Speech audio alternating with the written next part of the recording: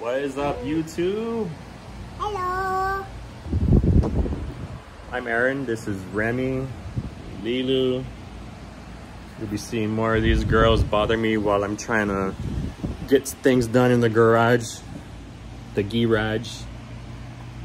I'm a BMW fanboy, as someone like to say. I'm a BMW enthusiast. I bought this car in 2002 after I got hired at my first airline job. I'm an airline mechanic by trade now. Back in 2002, I just got hired with my first job and decided that I can finally afford to borrow money now to buy the car I've always wanted back then, which was an E36 M3 four-door. This thing showed up at the local dealer one day. It was owned by one person before me. I'm the second owner. He leased it, I think. And I was able to score it. This was when the E46s were just coming out, and that was the thing. But I've always liked the E36, the boxiness of it. Kind of true to that generation. So yeah, in 2003 I decided that 240 horsepower and the US engine sucked and wasn't enough, and took out a loan, secured a S50 B32 EVO, proper Euro spec M3 engine for this car, and it made all the difference in the world. That's what this car needed to bring it to life. It almost felt like a go-kart. You know, the car was nimble, is nimble. Feeling, you know, for the amount of power it has, it just goes.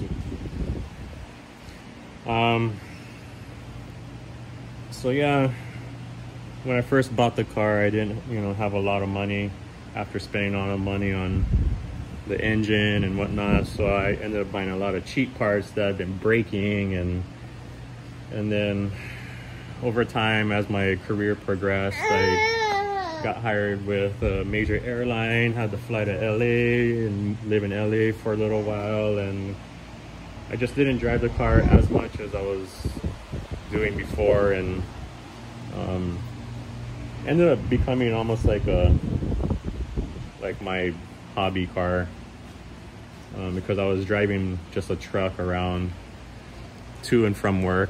I was driving this to work for a while, and it was very reliable, but it has since become a hobby car.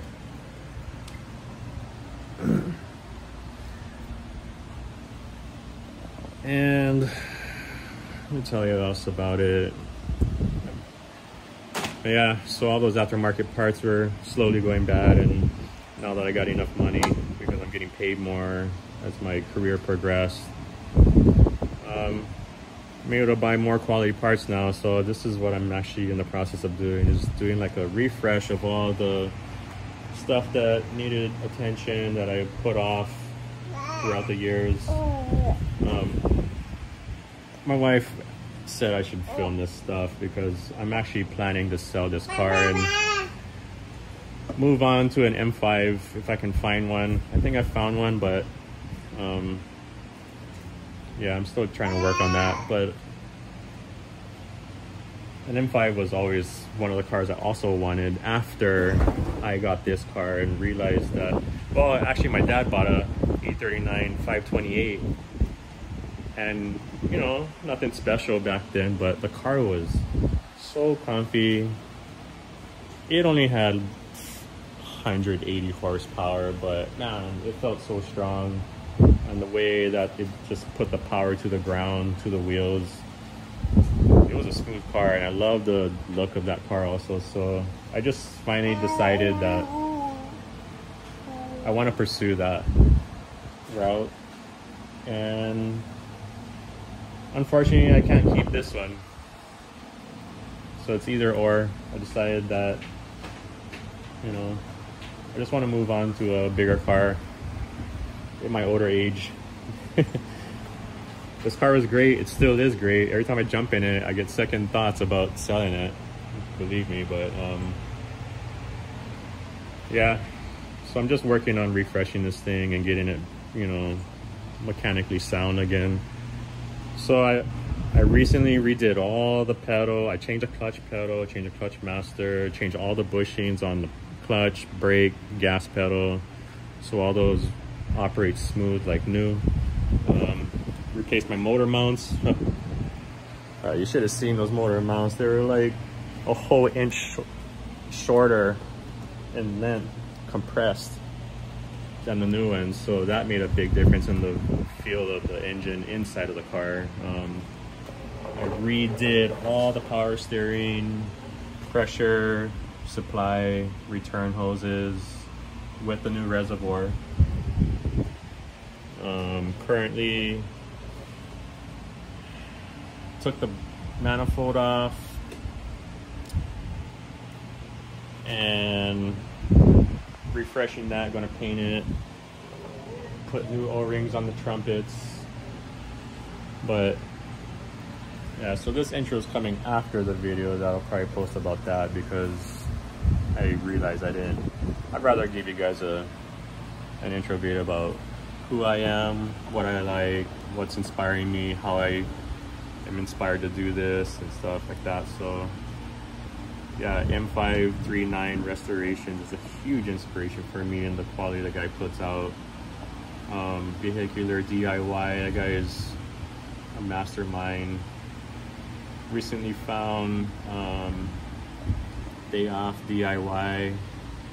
I like that guy. He's cool, man. You know, he's a BMW mechanic before, and appreciate that. You know, he knows what it's like being in the shop, what they prefer to do in the shop, and he's trying to, you know, stay true to that. And I love all the different techniques and things and styles that you guys have, and try to, you know, create my own based on what I can pick that I prefer out of those things I learned from everyone, and hopefully that I pass that on to you guys also that are working on these cars, or even just inspiring you to even just get in here and just go for it, you know.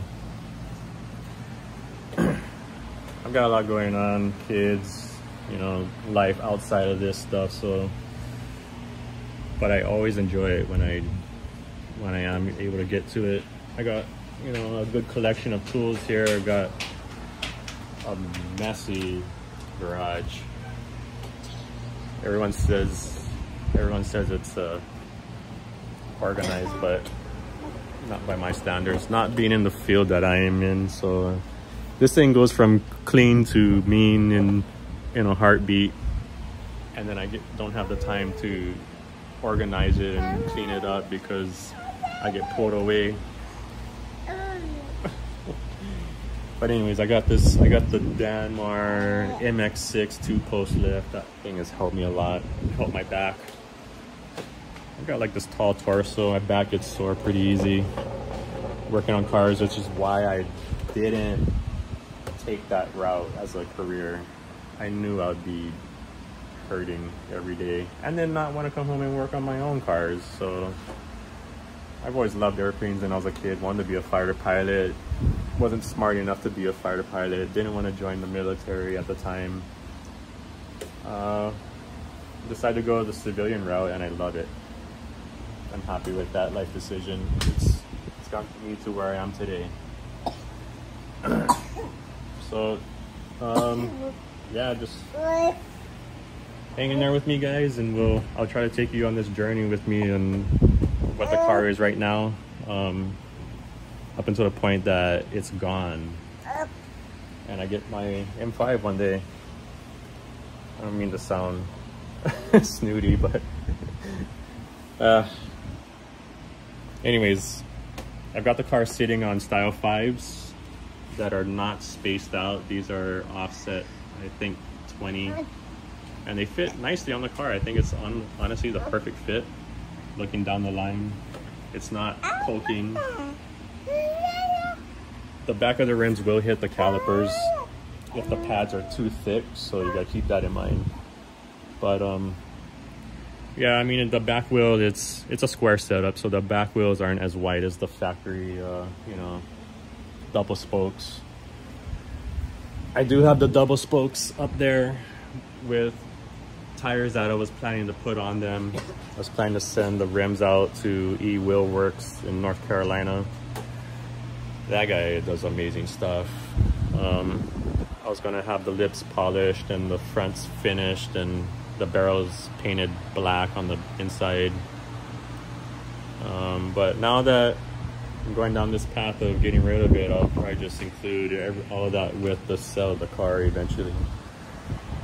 And just keep these on the car. I think these look pretty awesome on this car. They fit super nice. They just don't have the width in the back. But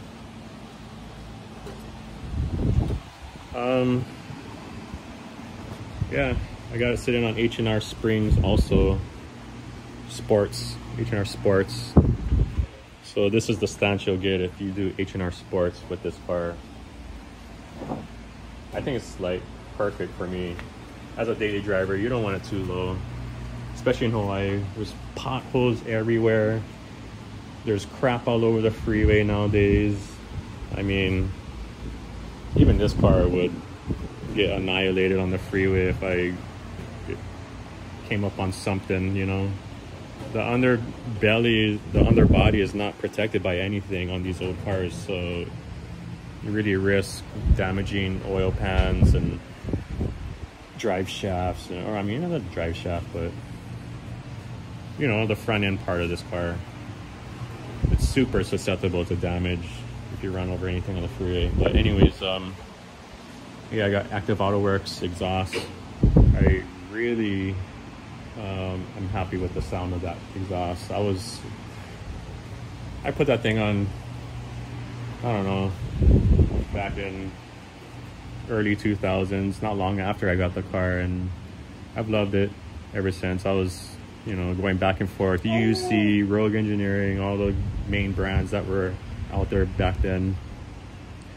This one had the most like subtle tone, but a surprise with it was that when you pound the car pretty hard and you get the exhaust pretty hot, the muffler tone changes and it sounds even more nuts. It sounds super good, but you gotta really drive the car hard to get that sound to come out. But with this new engine inside here, or not the new engine, but the EVO engine, the intake sound on this engine is music to my ears, man, when I'm driving it. The 6 throttle bodies into this big plenum with the trumpets and, you know, brah. It sounds amazing. Good job, BMW. Anyways, just stay posted. Bear with me. My life is busy, so I'll try to start posting videos as I can get the chance to work on these things. And yeah, I appreciate the viewership.